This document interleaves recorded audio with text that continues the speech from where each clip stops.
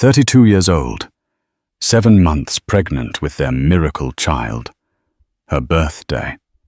An opulent New York penthouse, an army of staff she'd dismissed for the day, wanting only him. But Seraphina Vance ate her custom-baked La Maison du Chocolat cake alone. While her husband, the celebrated tech mogul Julian Vance, was supposedly sealing a multi-billion-dollar deal in Tokyo, he was actually 30,000 feet over the Atlantic. Destination Paris. Seat first class. Companion. Not his wife. This isn't just a story of infidelity. It's a saga of breathtaking betrayal, corporate espionage, and a woman who had everything lost it all and then decided to burn their gilded cage to the ground. Stay tuned if you think you know how this ends. You don't. Seraphina Vance traced the rim of her champagne flute, filled with sparkling cider, a concession to the precious life nestled within her. The crystal a baccarat, Harcourt felt cold against her fingertips, a stark contrast to the warmth she'd craved from her husband, Julian. 32. Today was her 32nd birthday, and she was achingly, deafeningly alone in their sprawling 3-story penthouse overlooking Central Park. The apartment, usually a hive of activity, with staff catering to their every whim, was silent. She'd given them the day off, picturing an intimate celebration with Julian, whispered sweet nothings, his hand on her burgeoning belly, the city lights twinkling below as they reminisced and dreamed. Instead, a single slice of her favorite chocolate truffle cake from La Maison du Chocolat sat before her, its richness a mockery of the hollowness in her chest. Julian, her brilliant, charismatic, workaholic husband. He'd called 2 days ago, his voice crackling with feigned regret over a staticky line. "Sweetheart, I'm so sorry. The Kaito deal in Tokyo. It's hit a snag. I have to fly out tonight. I'll be back before you know it, and we'll celebrate properly, I promise. Extravagantly." She'd understood, or at least pretended to. Julian Vance, CEO of Vance Innovations, didn't get to where he was by missing crucial international deals. Their life, their penthouse, their future child's legacy. It was all built on his relentless ambition. So she'd smiled into the phone, wished him luck, and told him she loved him, her heart sinking with each word. The promised bouquet of rare orchids hadn't arrived. No courier bearing a velvet box from Cartier, his usual makeup gesture. Not even a text since that brief call. Just an echoing silence in their palatial home, broken only by the distant wail of a siren. As evening bled into night, Seraphina wrapped a cashmere throw around her shoulders. The baby, whom they'd affectionately nicknamed Pip, gave a gentle kick as if sensing her melancholy. "Oh, Pip," she whispered, stroking her stomach. "Daddy's busy making the world spin, I suppose." She wandered into Julian's home office, a sleek expanse of mahogany and chrome. He was usually meticulously organized, but a stray file lay open on his otherwise pristine desk. It wasn't work-related. It looked like personal travel itineraries. Her brow furrowed. Tokyo was east. This flight path seemed west. A chilling premonition snaked its way up her spine. With trembling fingers, she picked up the printout. It was a confirmation from Air France La Première. Passenger names Julian Vance and Ms. Chloé Dubois.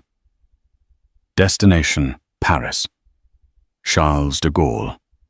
Arrival this morning. Paris time. Her birthday. The world tilted. La Première. Their most exclusive, opulent first-class suite. The one Julian had once said was reserved for an anniversary trip just for us. Her breath hitched. Chloé Dubois. The name was vaguely familiar. An intern from the marketing department. No, that wasn't it. An aspiring actress Julian had briefly mentored, or so he'd claimed after a charity gala last spring. Seraphina had dismissed her as a harmless flutter of youthful ambition around her powerful husband. Clearly she had been catastrophically wrong. Tokyo, the Kaito deal, all a lie. A meticulously crafted deception so he could whisk another woman away to the most romantic city in the world, in the most luxurious way possible, while his pregnant wife sat alone on her birthday. The slice of cake on the counter suddenly seemed obscene. The baccarat crystal, a cruel joke. The baby kicked again harder this time, and a single hot tear escaped Seraphina's eye, tracing a path down her cheek, before splashing onto the damning itinerary. It was followed by another and another, until she was sinking to the plush carpet, the sound of her own ragged sobs, finally filling the oppressive silence of their gilded cage. The initial shock was a physical blow, knocking the air from her lungs, leaving her gasping. Then came the searing pain, a visceral agony that clawed at her insides, more potent than any physical ailment. It wasn't just the affair. It was the calculated cruelty, the depth of the deception. Paris, La Première, Chloé Dubois. Each detail was a fresh stab to her already bleeding heart. For hours, Seraphina lay on the floor of Julian's office, the itinerary clutched in her hand, the paper crinkled and damp from her tears. The city lights outside, once a symbol of their shared success, now seemed to mock her, their glittering indifference, a reflection of Julian's own. Pip stirred within her, a reminder of the innocent life caught in this maelstrom of deceit.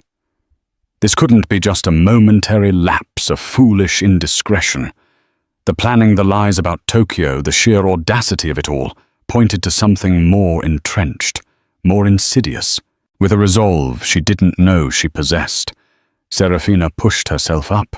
Her reflection in the darkened window was a stranger. Pale eyes swollen, but with a flicker of something new in their depths. A chilling stillness. She needed proof, irrefutable proof. Not just the itinerary, but something that would strip away any possibility of denial, any chance for Julian to gaslight her, to twist the narrative. Her mind, usually clouded by love and trust, began to clear, sharpened by betrayal. Julian was careless, arrogant. He would have left other traces.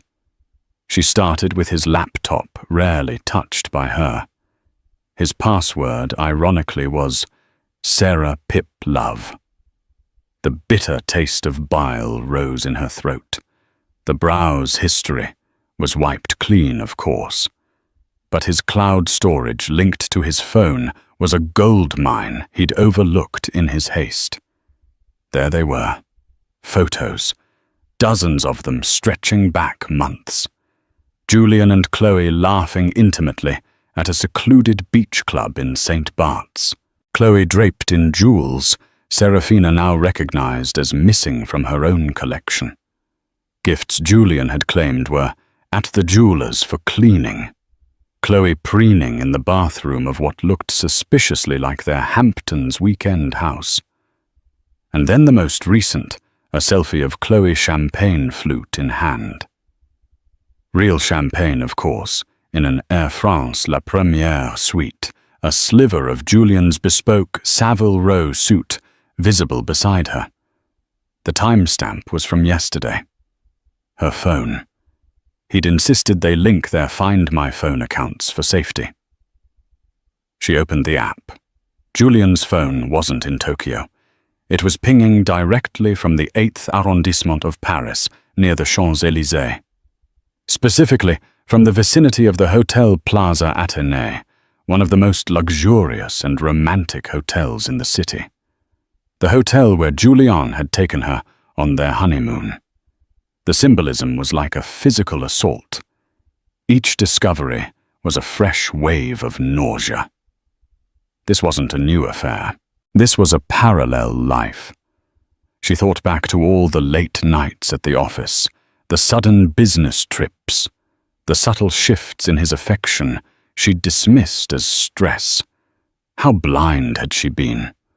Or had she simply chosen not to see? The door to the penthouse chimed. Her heart leaped into her throat. Julian. No, it couldn't be. It was past midnight. Peeking through the security monitor, she saw her younger sister Genevieve, her face etched with concern. Seraphina buzzed her in a wave of relief washing over her. If there was one person in the world she could trust, it was Jen. Genevieve rushed in her eyes, scanning Seraphina's tear-streaked face. Sarah, oh my God, what happened? I've been calling you all evening. You weren't answering. I got a weird feeling. Happy birthday, by the way, though you don't look very happy. Seraphina's composure crumbled again. She wordlessly handed Genevieve the printed itinerary and then the tablet displaying the photos. Jen's expression shifted from concern to disbelief, then to a cold, hard fury that mirrored Seraphina's own burgeoning anger. That absolute bastard! Genevieve breathed, her voice low and dangerous. Paris with her. On your birthday. While you're pregnant with his child. He told me it was Tokyo. Seraphina whispered, her voice hoarse. A vital business deal. Business my ass, Jen spat. He's flaunting this. La première. The Plaza Athénée. He's not even trying to be discreet with her. This isn't just cheating, Sarah. This is a declaration of war. Genevieve, ever the pragmatist, took charge. Okay, no more tears. Not for him. We need to think. What do you want to do? Seraphina looked at her sister, the blurry image of her life snapping into sharp, painful focus. The love she thought was the bedrock of her existence was a lie. The man she adored was a stranger. But the baby inside her was real. Her love for Pip was real. I want... Seraphina started, her voice trembling, but gaining strength. I want to understand how deep this goes. And then, I want to make him pay. For everything. Genevieve nodded, a grim smile on her face. Good. Because I know just the person to help us with that. He owes me a favor, and he's the best divorce lawyer in New York. But first we gather more ammunition. Let's see what else Mr. Vance has been hiding. Together they delved deeper, sifting through digital footprints, financial statements accessible through shared accounts, and Julian's carelessly unsecured personal email, which he rarely used but had clearly accessed recently to forward the flight confirmation from his primary. It appeared Chloe Dubois wasn't just a paramour. She was an expensive one. There were charges for designer clothes, lavish dinners, even rent for a luxury apartment in Soho. Funds diverted from accounts Seraphina had believed were for joint investments. The betrayal wasn't just emotional, it was financial. He was systematically draining their shared future to fund his affair. He's not just breaking your heart, Sarah, Genevieve said, her eyes blazing. He's trying to break your bank too. This isn't just an affair. This is a long con. The last vestiges of Seraphina's sorrow began to transmute into a cold, hard rage. Julian Vance had underestimated her. He had mistaken her gentle nature for weakness, her love for naivety. He was about to discover how wrong he was. The game was on. While Seraphina and Genevieve were uncovering the grotesque tapestry of Julian's deceit in New York, Julian Vance himself was living out a Parisian fantasy. He and Chloe Dubois were ensconced in a suite at the Hotel Plaza Athénée, the iconic red geraniums cascading from their balcony, the Eiffel Tower glittering in the distance. Chloe, a striking redhead, with sharp features and an even sharper ambition, was reveling in the luxury. She was 24 in age, where the allure of a powerful, wealthy older man like Julian was intoxicating. He'd promised her the world, and for now he seemed to be delivering. First-class flights, 5-star hotels, dinners at Le Jules Verne, and shopping sprees on Avenue Montaigne. "Isn't this divine, Jules?" Chloe purred, sipping champagne, as she admired a new diamond bracelet on her wrist, a little something Julian had picked up from Van Cleef & Arpels. "Paris agrees with me." Julian smiled, a practiced, charming smile that rarely reached his eyes these days. "Only the best for you, my dear."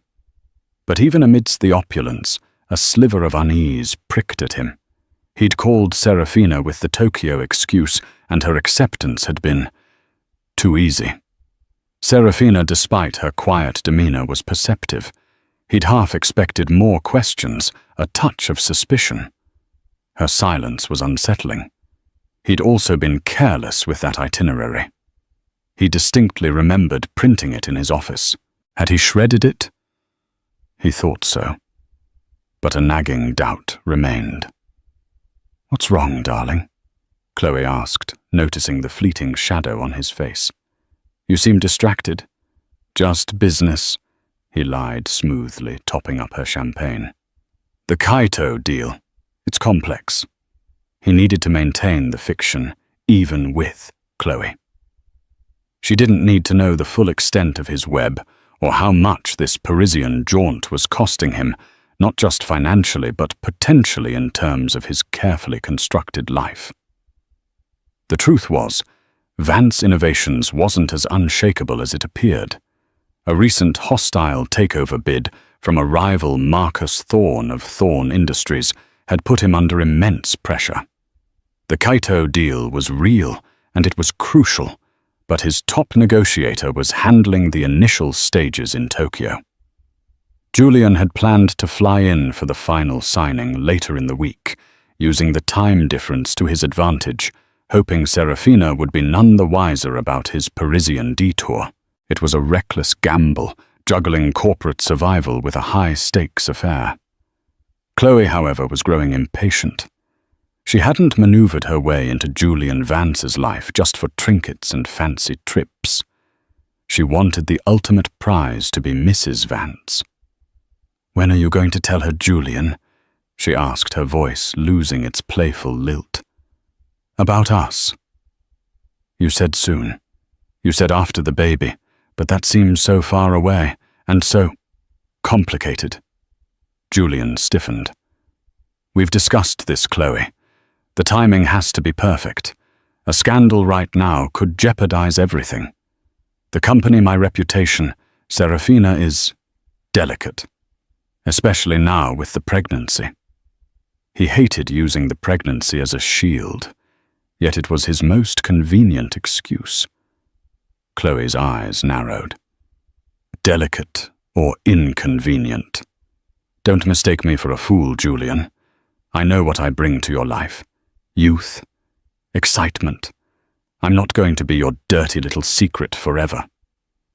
"And you won't be," he said, trying to placate her. But the pressure was mounting from all sides. Thorne's relentless pursuit, the demanding Kaito negotiations, Chloe's increasing possessiveness, and the gnawing fear that Seraphina might discover the truth. His empire, built on audacious risks and ruthless decisions, felt like it was teetering on the brink. Back in New York, Seraphina was no longer the weeping woman on the floor. Fueled by coffee and a steely resolve, she and Genevieve had worked through the night. They'd contacted Gavin Fletcher, the shark of a divorce lawyer Jen had mentioned. Fletcher, a man whose reputation for dismantling powerful philanderers was legendary, had agreed to a preliminary consultation the next morning, intrigued by the high-profile nature of the case and the sheer audacity of Julian's betrayal. "He's not just cheating Mrs. Vance," Fletcher had said over the phone, his voice crisp and devoid of sentiment. He's committing financial dissipation of marital assets. That Air France La Première ticket, that's Exhibit A. The Plaza Athénée, Exhibit B. We're going to build a timeline that will make his eyes water. Seraphina had also made another call. To a discreet private investigator, Fletcher recommended a woman named Anya Sharma, known for her subtlety and tech savviness. Anya's brief was simple document Julian's Parisian jaunt with Chloe, every dinner, every shopping trip, every public display of affection. And more importantly, dig into Chloe Dubois. Who was she really? What were her motivations?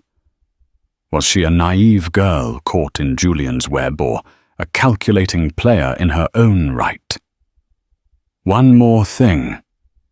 Sarah, Genevieve said, her finger hovering over a folder on Julian's cloud drive labeled Vance Inov, confidential personal. It wasn't password protected beyond the main login. This looks like company stuff, but it's in his personal cloud. Maybe there's something here. Inside were documents that made little sense to Seraphina at first. Spreadsheets, internal memos, drafts of contracts. But one file name caught her eye, Project Nightingale, contingency funding. It detailed a series of offshore accounts and shell corporations. Some of the transactions looked suspiciously like the amounts Julian had been lavishing on Chloe. Is he embezzling from his own company? Seraphina whispered, horrified. Genevieve's eyes widened. If he is, and this gets out, Thorn Industries will have a field day. He could lose everything, even go to jail. The stakes had just escalated exponentially. This was no longer just about a broken heart and a ruined marriage. This was about corporate fraud, high-stakes business rivalries, and the potential for a spectacular public downfall. Seraphina felt a grim satisfaction. Julian had lit the match. She was now gathering the kerosene. The Parisian love nest was about to become the epicenter of an earthquake. 3 days later, Julian Vance returned to New York, not from Tokyo, but from Paris. He'd cut the trip short, a knot of anxiety tightening in his stomach. Chloe had become increasingly demanding, her possessiveness bordering on suffocating.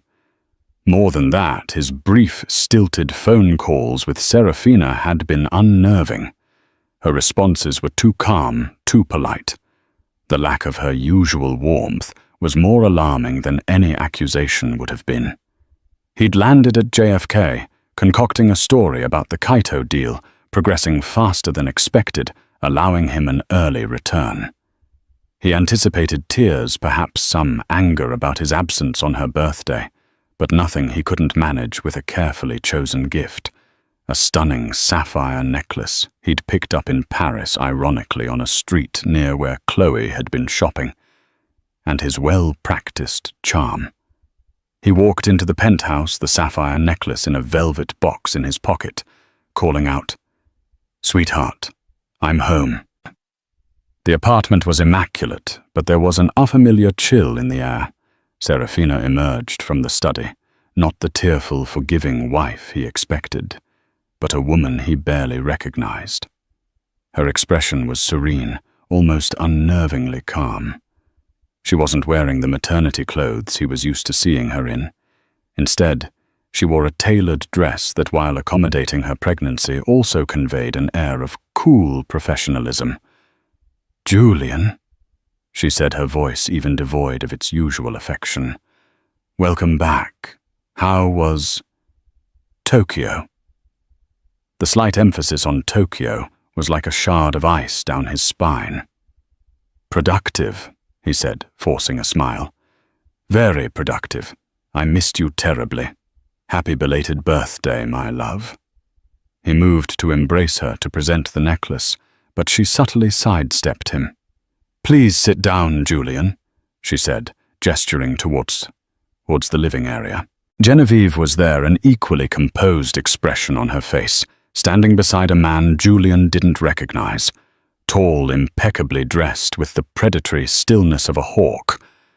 This was Gavin Fletcher. Julian's blood ran cold. This wasn't a welcome home. It was an ambush. "What's going on, Seraphina?" he asked, his voice losing its confident timbre. "Who is this?" "This is Gavin Fletcher," Seraphina replied, her gaze unwavering. "My legal counsel." Julian felt a wave of panic. "Legal counsel? What on earth for?" "For this," Seraphina said, and with a nod to Genevieve, a large screen on the wall flickered to life. It displayed a crystal-clear photograph of Julian and Chloe, arm in arm, laughing as they exited the Hotel Plaza Athénée. Then another of them dining at an intimate restaurant. Then another Chloe showing off a new designer handbag, Julian beaming beside her. The final image was a copy of the Air France La Première manifest, with their names highlighted. Julian stared aghast. His carefully constructed world was imploding. "Seraphina, I can explain." "Can you?" she asked, her voice dangerously soft.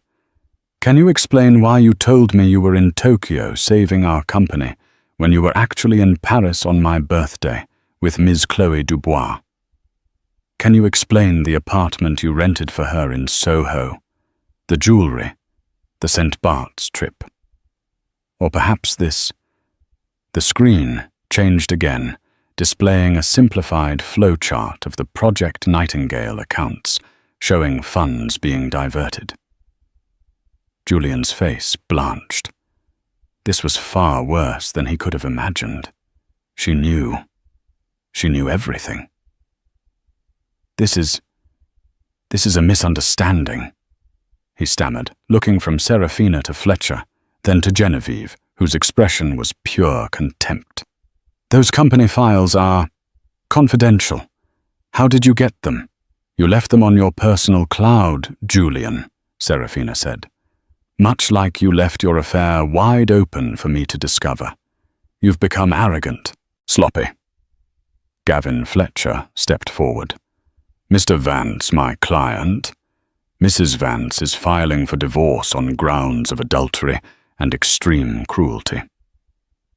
Furthermore, we have evidence of significant financial dissipation of marital assets, and these Project Nightingale documents, they suggest something far more serious. Embezzlement, perhaps. Fraud." Julian's mind raced. This was a disaster. A public divorce, accusations of fraud. Marcus Thorne would crucify him. The Kaito deal would collapse. His career, his reputation, everything would be ruined. "Seraphina, please," he pleaded. Turning to her, his arrogance replaced by a desperate fear. "We can talk about this. Just us. Don't do this." He reached for her hand. Seraphina pulled away, as if his touch burned her. "There's nothing left to talk about, Julian. You made your choices. Now I'm making mine." Her eyes, cold and clear, held no trace of the woman who had adored him. "You wanted a life with Chloe, fine. But you won't be funding it with my money, or money stolen from the company that bears your name, a name you've disgraced." "We have a settlement proposal, Mr. Vance," Fletcher interjected smoothly. "Given the circumstances, I trust you'll find it in your best interest to accept it swiftly and quietly, unless, of course, you'd prefer these documents find their way to the SEC. Or perhaps to Marcus Thorne." The threat hung heavy in the air. Julian felt trapped, outmaneuvered. The woman he had dismissed, the wife he had so carelessly betrayed, was now holding all the cards. He looked at Seraphina, truly seeing her for the first time in years, not as an accessory to his success, but as a formidable opponent. And in her eyes, he saw no mercy, only justice. The penthouse, once his castle, now felt like a beautifully appointed prison. The silence that followed was broken only by the soft click of Gavin Fletcher's pen as he slid a document across the coffee table. The divorce petition. Julian was reeling. He retreated to a hotel, his mind a whirlwind of damage control. He had to salvage something, anything. His first instinct was to fight, to deny, to counter-sue. But Fletcher's veiled threat about the SEC and Marcus Thorne was potent. The Project Nightingale files were a ticking time bomb. He called Chloe, his voice strained. "There's a problem, a big one. Seraphina knows. Everything." Chloe's reaction wasn't one of sympathy. "Well, it's about time," she exclaimed, a triumphant note in her voice. "So she's finally out of the picture. When do I move into the penthouse?" Julian's stomach churned. "Chloe, you don't understand. She's not just leaving. She's trying to ruin me. She has lawyers' evidence. She even knows about Nightingale." A beat of silence. Nightingale. "What's that?" Chloe asked, her voice suddenly wary. "It doesn't matter," Julian snapped. "The point is, this Parisian trip, our whole arrangement, has blown up in my face. I need to lay low." "You need to lay low." "Lay low," Chloe scoffed. "Julian, you promised me a life, not a scandal I have to hide from. I sacrificed a lot for you." Sacrificed? Julian felt a surge of bitter anger. He was the one whose life was imploding. "I've given you everything. You've given me trinkets," she retorted. "I want the real prize. If Seraphina is fighting dirty, maybe I should talk to her, woman to woman, or perhaps to her lawyer. I have my own story to tell Julian, and my own evidence." The call ended acrimoniously, leaving Julian even more unnerved. Chloe, it seemed, was not the compliant plaything he'd imagined. She was a variable he hadn't properly accounted for. Meanwhile, Seraphina, guided by Fletcher and Anya Sharma, the PI was solidifying her position. Anya's Paris surveillance was impeccable, providing a detailed timeline of Julian's every move with Chloe. But Anya had also delved into Chloe Dubois's background, and what she found was illuminating. Chloe wasn't just an aspiring actress. She had a history of latching onto wealthy, influential men. There was a string of them, each affair ending when the man's wife found out, or when Chloe found a more promising target. She was a professional in her own way. Anya also uncovered something more current. Chloe had recently been in contact with a journalist from a notorious gossip publication, The City Serpent. It seems Ms. Dubois might be planning to leverage her story, Anya reported to Seraphina and Fletcher, either to pressure Julian or to get a hefty payout for an exclusive exposé. "Let her," Seraphina said, a thoughtful expression on her face. "If she wants to talk, perhaps we should listen. She might have information that could be useful beyond the divorce." Fletcher was cautious. "It's risky, Mrs. Vance. She could be a Trojan horse trying to gather intel for Julian. Or," Seraphina countered, "she could be someone who realizes Julian Vance is a sinking ship and is looking for the nearest lifeboat. He lied to her too, in his own way. He used her. Maybe she's starting to see that." Anya managed to arrange a discreet meeting. Seraphina, accompanied by Fletcher, observing silently, met Chloe Dubois in a private room at a neutral law office. Chloe entered with a practiced air of confidence, though Seraphina detected a flicker of nervousness in her eyes. She was beautiful undeniably, but there was a hardness about her, a calculating glint that the Parisian photos hadn't captured. "Mrs. Vance?"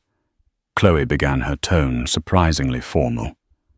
"Or should I say, Seraphina, I imagine this is awkward." "Ms. Dubois," Seraphina replied calmly. "Let's dispense with the pleasantries. My investigator tells me you might be looking to share your story.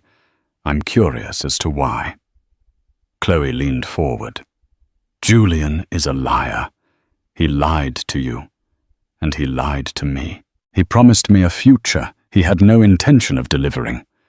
He told me your marriage was over a mere formality. He said you were cold, distant. Seraphina felt a pang, but quickly suppressed it. And you believed him? I wanted to, Chloe admitted. The life he offered was seductive, but I'm not a fool. When he called me from New York, panicked and trying to shut me down, I realized he was never going to leave you for me. Not really. I was just a diversion, an expensive hobby.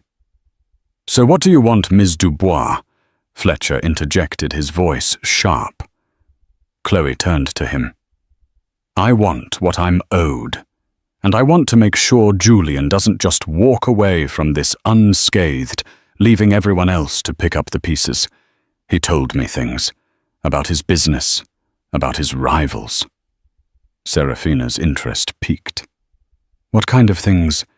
He's terrified of Marcus Thorne, Chloe said. Thorne's been trying to take over Vance Innovations for months. Julian said Thorne was playing dirty, using corporate espionage, trying to find any weakness. She paused. And Julian? Julian has been cutting corners. Project Nightingale isn't just about siphoning off a bit of cash for personal use. It's deeper than that. It's a slush fund, yes, but it's also tied to some ethically grey areas in his tech development. Things he wouldn't want regulators or Thorne to know about, especially concerning data privacy in their new AI project. This was more than Seraphina had hoped for. Chloe wasn't just confirming the affair. She was offering a glimpse into the rotten core of Julian's business practices. Do you have any proof of these claims? Fletcher asked. Chloe smiled, a predatory flash. Julian is arrogant. He likes to boast. And sometimes he likes to record his inspirations. I might have a few voice memos and copies of some documents he carelessly left on his laptop when I was visiting his apartment. She named the Soho apartment Julian had rented for her. Seraphina exchanged a look with Fletcher.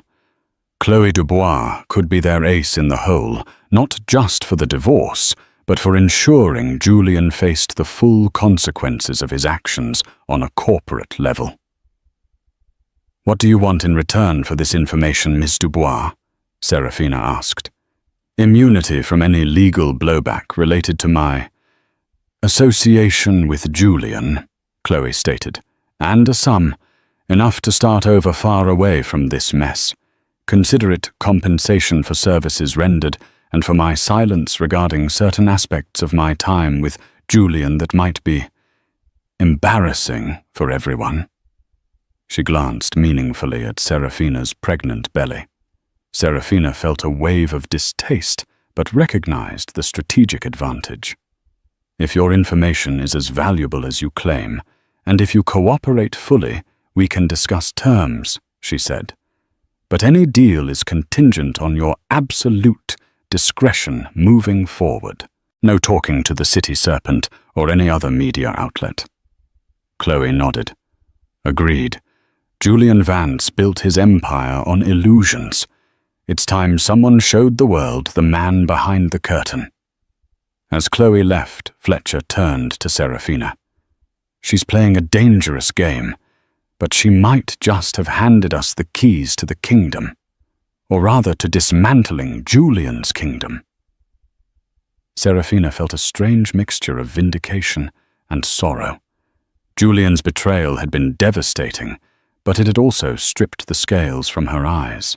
She was seeing the world and the man she had married with a brutal clarity, and she was discovering a strength within herself she never knew she possessed.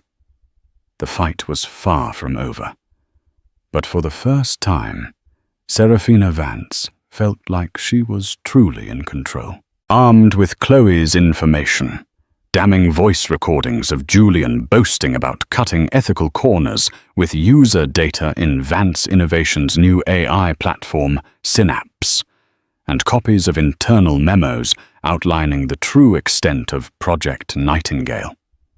Seraphina and Fletcher had a decision to make. They could use it as leverage for a quicker, more lucrative divorce settlement, or they could take a bigger, riskier step.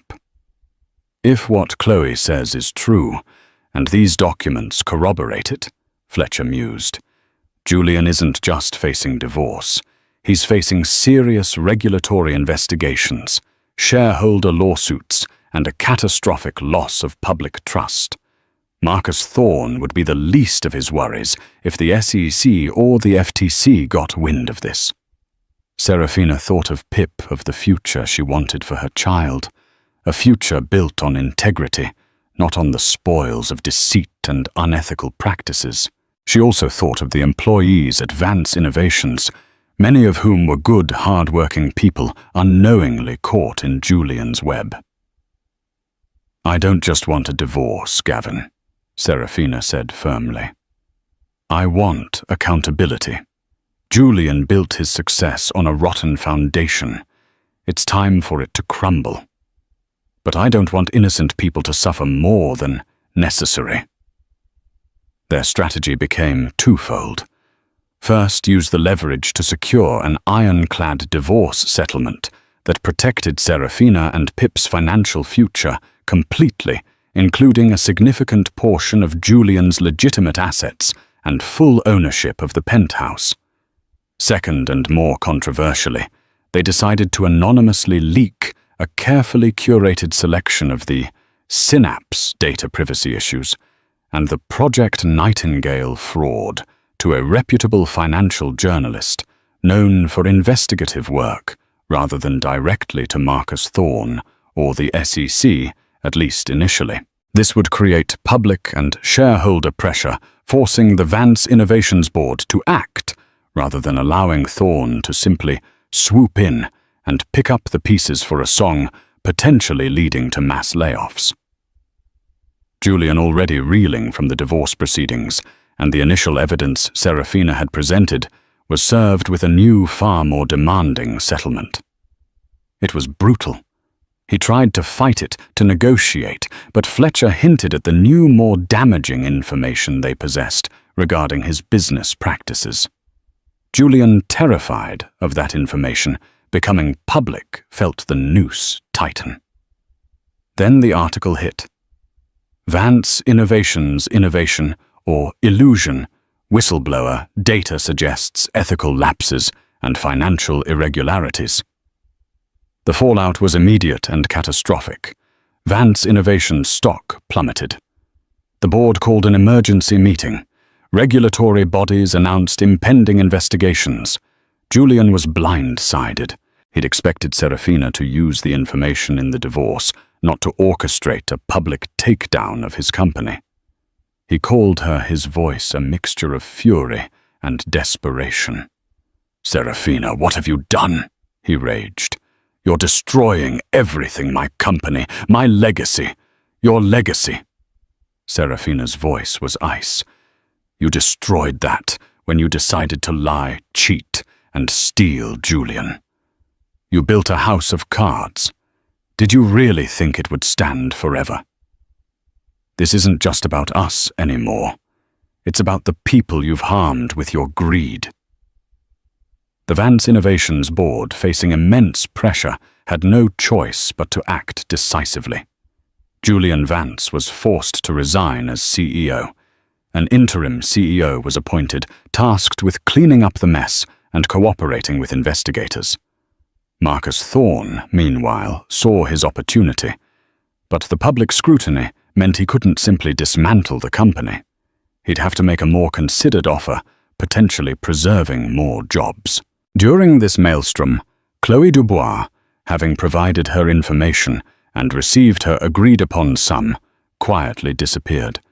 She'd played her part and secured her exit. Seraphina felt no camaraderie with her, only a grim acknowledgement of a temporary, transactional alliance. Julian was now a pariah. His name, once synonymous with innovation, was now linked to scandal and fraud. He was facing potential criminal charges, civil lawsuits, and the complete loss of his social standing. The friends who had once flocked to his side vanished. He was alone, truly alone, in a way Seraphina had been on her birthday. The divorce was finalized quickly. Seraphina got everything she'd asked for. The penthouse was hers, free and clear. Pip's future was secure. But there was one final cruel twist Julian had in store, a desperate act of vengeance. A few weeks after his resignation, as Seraphina was meeting with decorators to transform the cold, minimalist penthouse into a warm home for her and Pip, she received a certified letter. It was from Julian's lawyers. He was contesting paternity. Despite everything, despite the irrefutable proof of his affairs and financial misdeeds, he was now trying to cast doubt on the legitimacy of their child. His child. It was a vile, baseless accusation, a final attempt to wound her, to drag her through more mud. Genevieve was incandescent with rage. Of all the despicable, cowardly things he knows, Pip is his. This is just to hurt you, to tarnish this for you. Seraphina felt a cold fury unlike anything before. This wasn't about business or money. This was about her child. She had wanted accountability, and she had achieved it on a grand scale. But this personal, malicious attack was a line Julian shouldn't have crossed. He wants to play dirty right to the bitter end, does he? Seraphina said, her voice dangerously calm. Fine. Let him. We'll get the paternity test. And when it proves what we both already know, I will ensure it's the final nail in his coffin. Not just his professional coffin, but his personal one. No one will ever look at Julian Vance again without remembering this final pathetic act of spite. She picked up her phone and called Gavin Fletcher. Julian's contesting paternity, Gavin. I want full custody, of course, but I also want to add a defamation suit to his woes once this is settled, and ensure the results of this paternity test are made public. He wants to humiliate me. He has no idea what he's just started. Julian, in his desperation, had miscalculated again.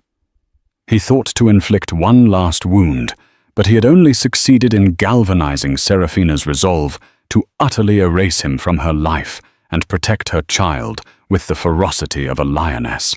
His attempt at a final betrayal would only accelerate his complete and utter downfall. The court-ordered paternity test was a swift clinical affair. The results were unequivocal. Julian Vance was with 99.99% certainty the father of Seraphina's unborn child. The news, when Fletcher's office strategically leaked it to counter Julian's earlier insinuation, was the final humiliating blow. His attempt to inflict pain had backfired spectacularly, painting him as not only a cheat and a fraud, but also a spiteful, delusional man. The defamation suit was quietly settled, another drain on his rapidly dwindling resources. Julian was broken, stripped of his company, his wealth and his reputation. He lived in a state of suspended animation, holed up in a sterile, rented apartment in a featureless part of Queens, a world away from the penthouse. The walls were thin. The furniture was cheap laminate, and the view was of a brick wall. It was a purgatory of beige. His days were a blur of sleepless nights and listless afternoons. He'd wake past noon, the stale air thick with the smell of yesterday's takeout. His mornings, once filled with high-stakes calls and strategic power plays, were now spent obsessively scrolling through financial news on a cheap laptop, his fingers tracing his own name as it was dragged through the digital mud. He'd watch his old interviews, a phantom limb pang of his former charisma making him flinch. He was a digital ghost, haunting the ruins of his own empire. He rarely went out. Once driven by a desperate need for a decent cup of coffee, he'd ventured to a local cafe. A young woman behind the counter had stared at him, her eyes wide with recognition, before whispering to her co-worker. Julian saw the look they shared, not admiration, but a kind of fascinated disgust. He fled his face, burning the bitter taste in his mouth, having nothing to do with the bad coffee. His lawyer, a harried public defender named Mort, was constantly exasperated. "Julian, you have to help me help you," Mort pleaded during one of their bleak meetings in a cramped fluorescent-lit office. "The prosecution's evidence for the Nightingale fraud is substantial. We can explore a plea, but you need to show some remorse. You need to engage." Julian just stared out the grimy window. "Remorse. They took everything from me, Mort. Seraphina. She took everything." "She didn't take it, Julian. You gave it away." Mort sighed, rubbing his temples. "You handed her the knife, the motive, and a map to the body. This pity party is a luxury you can't afford." Seraphina, by contrast, was blooming. As her due date approached, she poured her energy into reclaiming her space and her identity. The penthouse, once a monument to Julian's ego and her gilded cage, underwent a radical transformation. Cold, imposing sculptures were replaced with vibrant paintings by emerging female artists. The stark white walls were repainted in warm, inviting tones of cream and sage. Julian's cavernous office. The scene of her first painful discovery was converted into a sun-drenched library and playroom. Its shelves filled not with business treatises, but with classic literature, philosophy, and children's books. The room now smelled of lemon polish and baby powder, not stale ambition. It was no longer a showpiece. It was a home.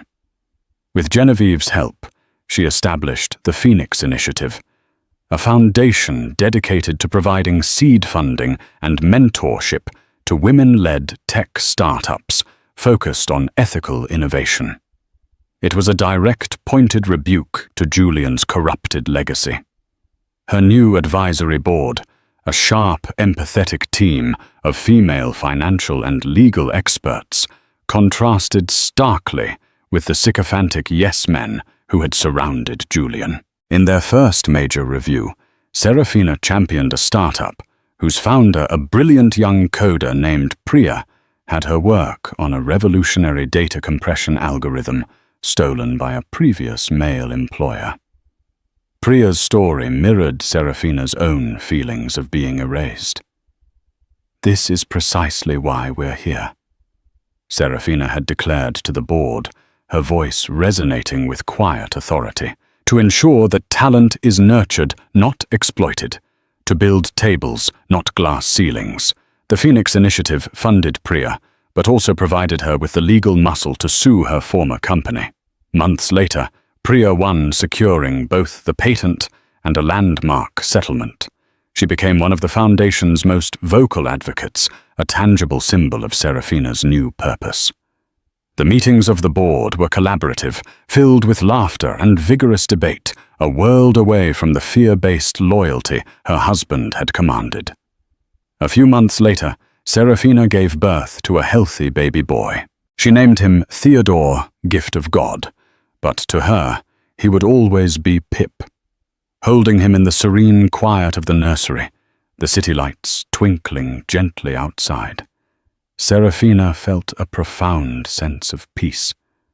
The love she felt for her son was a clean, pure flame, powerful enough to burn away the last vestiges of her husband's shadow. Genevieve was there, holding her nephew with tears in her eyes. "You did it, Sarah," she whispered. "You built a better world for him before he even arrived." One crisp autumn afternoon, about a year after that fateful birthday, Seraphina was walking Theodore in his stroller through Central Park. The air was cool, carrying the scent of roasted chestnuts and damp earth. The leaves were a riot of gold and crimson, crunching under the stroller's wheels. She saw a figure on a distant bench, huddled in a thin coat that was inadequate for the weather. As she drew closer, her steps slowed. It was Julian. He looked shrunken, gaunt, his once impeccable suit now frayed and ill-fitting. The vibrant, charismatic titan of industry was gone, replaced by a ghost haunted by his own choices. He was staring blankly at the children playing on the lawn, his isolation a tangible aura around him. He didn't see her. Seraphina stopped, her heart giving a single, painful throb, an echo of a past life. A complex swirl of emotions washed over her. There was no hatred left, only a quiet, profound sadness. Sadness for the brilliant man he could have been, for the life they might have had, and for the deep character flaw that had poisoned everything. She remembered a time early on when they'd walked this very path, and he'd grabbed her hand, pulling her behind a great oak tree to kiss her, laughing like a boy. He'd whispered promises against her hair, promises of a future that felt as solid as the oak itself. Where did that man go? Had he ever really existed, or was he just another one of Julian's masterful illusions? One she had been all too willing to believe. He had possessed the world, but had a soul full of holes. Seeing him so completely defeated, she felt not a savage thrill of victory, but the calm finality of closure. He was no longer a monster in her story. He was just a man who had lost his way. A chapter that was now firmly closed. She adjusted Theodore's blanket, her gaze softening as she looked at her son's sleeping face. This was her world now. This pure, unconditional love. This quiet, unshakable strength. She pushed the stroller gently forward, her path taking her away from the bench, away from the enduring shadow of her past, and into the bright promise of her future. From the bench, Julian's gaze drifted. His eyes, dull and unfocused, caught on a woman walking away. There was something about her poise, the confident line of her shoulders, that snagged his attention. She paused to adjust the blanket in a stroller, and the gentle gesture sparked a flicker in the recesses of his memory. An image of a sunlit room, a joyful voice telling him news he'd brushed aside. "We're having a baby, Julian." He saw the elegant woman and the expensive stroller, and for a heart-stopping second, the fog in his mind cleared, shattered by the brilliant autumn light. Seraphina. It wasn't just a recognition. It was a detonation of memory and loss. He could almost smell her perfume, the faint scent of freesia she always wore. He could feel the phantom weight of her hand in his. He saw in that one fleeting glimpse everything he had torched. The quiet mornings, reading the paper together. The way she'd bite her lip when she was concentrating. The unwavering belief in her eyes before he'd extinguished it. He saw not just a woman, but a life, a future, an entire universe he had set on fire for the sake of cheap thrills and a fragile ego. A fleeting pang of loss, sharper and more specific than anything he had felt in months, pierced through his haze of self-pity. He didn't know why it hurt so much. He just knew he was cold, and he was utterly, irrevocably alone. A single hot tear, the first he'd shed through the whole ordeal, traced a path through the grime on his cheek. It wasn't a tear of self-pity, but of genuine soul-crushing loss. Seraphina didn't look back. The millionaire's wife was gone. In her place stood Seraphina Vance, mother, philanthropist, survivor, and architect of her own destiny. The world had tried to take everything from her. Instead, she had taken back her life and built something far more valuable on the ruins. Her son gurgled happily, and Seraphina smiled, her face turned towards the sun. Years passed. Julian took a plea deal, his sentence shortened for his cooperation in untangling the web of shell corporations he'd created. He served 3 years in a low-security federal prison and was released into a world that had completely forgotten him. He took a job as a night-shift data entry clerk, the irony lost on no one but himself. Seraphina's life, meanwhile, continued to expand. The Phoenix Initiative became a major force in the tech world. Theodore grew into a kind, inquisitive boy, with his mother's calm eyes and a startlingly bright smile. One afternoon when Theodore was 7, he came home from school upset. A boy had cheated in a race and then bragged about winning. Seraphina sat with him in the library, the late afternoon sun streaming through the large windows. "It's not fair," Theodore said, his chin trembling. "No, it's not," Seraphina agreed, stroking his hair. "But Pip, you need to understand something. Some people think that winning is the only thing that matters, no matter how you do it. They think being clever is more important than being good. But the trophy they get feels empty, because they know they didn't earn it. Your father, he was one of those people." It was the first time she had spoken of him so directly. He won a lot of things, but he lost the most important one himself. The best prize, the only one that really matters, is being able to look at yourself in the mirror and be proud of the person you see. You ran a good race and you were honest. That makes you a true winner. She would teach her son about strength and kindness, about integrity and respect. She would give him a legacy not of wealth, but of worth. And that was a treasure no one could ever take away.